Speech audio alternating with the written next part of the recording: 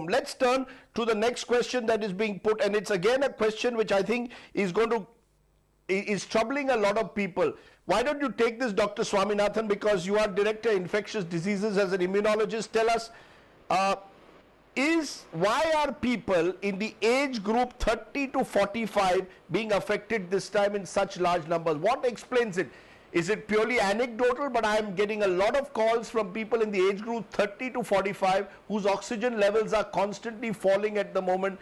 What explains it, and what should they be doing? I don't think it's anecdotal. Actually, a colleague of mine just sent me the IDSP data from 30th of April 2021 as of 8:15 p.m. And I'm looking at the percentages of patient population in India affected by COVID. 21.4% are between 21 and 30 years of age, and 21.47 between 31 and 40. So the highest distribution of age group for which COVID is being reported is the 20 to 40 age group. If you look at admissions also, we are seeing a disproportionate number of admissions in the age group between 30 and 60. 45 to 60 especially being disproportionately high.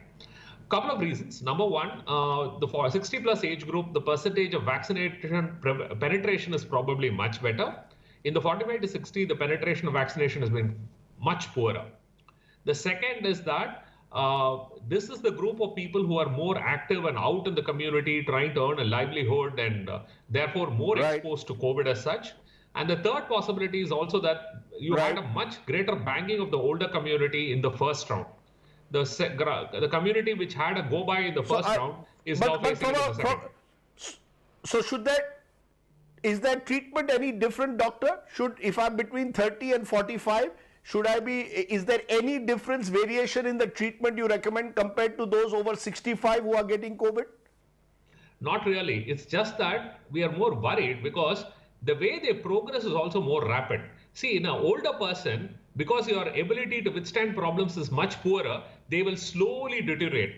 A younger person will hold on for a very long time, and suddenly they will crash, at which point it's absolutely difficult to revive them. And that is really scary. I'm seeing a lot of people holding on for a long time and then literally falling off the precipice. And that's really scary. And the concept of asking young people to come in early somehow seems antithetical to their common sense. And that's a problem because people are not coming in early. They're waiting, saying, oh, I'm a healthy guy, I'm okay. And they're not coming in early enough. And they come in only in very, very severe situations, which is really dangerous.